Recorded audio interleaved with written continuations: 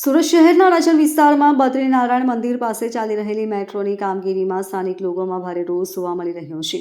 Metro station અને pillar નિર્માણના કારણે ભવિષ્યમાં સર્જાનારી ટ્રાફિક સમસ્યાને લઈ સ્થાનિક રહેવાસીઓએ વિરોધ નોંધાવ્યો છે. આ મુદ્દે સ્થાનિક લોકોએ સુરતના સાંસદ મુકેશ દલાલને લેખિત અને મૌખિક રીતે રજૂઆત કરી હતી. રજૂઆત બાદ સાંસદ મુકેશ દલાલ પોતે સ્થળ પર પહોંચ્યા અને સમગ્ર પરિસ્થિતિને જાતે સમીક્ષા કરી.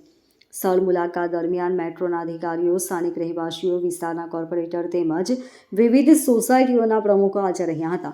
સ્થાનિક લોકોએ સ્પષ્ટ શબ્દોમાં જણાવ્યું કે મેટ્રો પ્રોજેક્ટ જરૂરી છે, પરંતુ આયોજન વિના કરવામાં આવતી કામગીરીથી રોજિંદા જીવન અને ટ્રાફિક વ્યવસ્થામાં ગંભીર મુશ્કેલી ઊભી થશે. સાંસદ મુકેશ દલાલે લોકોની સમસ્યાઓ સાંભળી મેટ્રો અધિકારીઓને યોગ્ય આયોજન સાથે કામ કરવા અને ટ્રાફિક સમસ્યાનો કાયમી ઉકેલ લાવવા સૂચના આપી હોવાનું જાણવા મળ્યું છે. હાલ આ મુદ્દે આગામી દિવસોમાં શું નિર્ણય લેવાશે તેના પર સમગ્ર વિસ્તારની નજર મંડાયેલી છે. બદ્રીનારાયણ મંદિર ખાતે જે મેટ્રોની કામગીરી ચાલી રહી છે, ત્યાં આગળ હવે એસ્કેલેટર ઊભા થઈ રહ્યા છે, 12 રોડ પર કોલમ ઊભા થઈ રહ્યા છે. એ સ્થાનિક લોકોના મગજમાં એક શંકા છે કે અહીં ભારે વાહનોની અવરજવર માટે તકલીફ પડશે.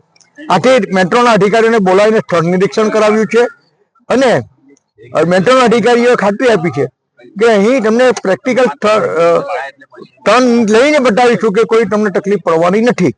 ભારે વાહનો, મોટા વાહનો પણ અહીંયા અવરજવર કરે એમાં કોઈ તકલીફ પડવાની નથી. અને બીજી પણ એકાદ પાર્કિંગની સમસ્યા છે. તો એ આપણે આવનારા દિવસોમાં જે પણ કોઈ સમસ્યા છે તે એસએમસીના અધિકારીઓ સાથે બેસીને એની ડિઝાઇનમાં એને ચર્ચા વિચારણા કરીને સ્થાનિક લોકોને વિશ્વાસમાં લઈને કામ કરીશું.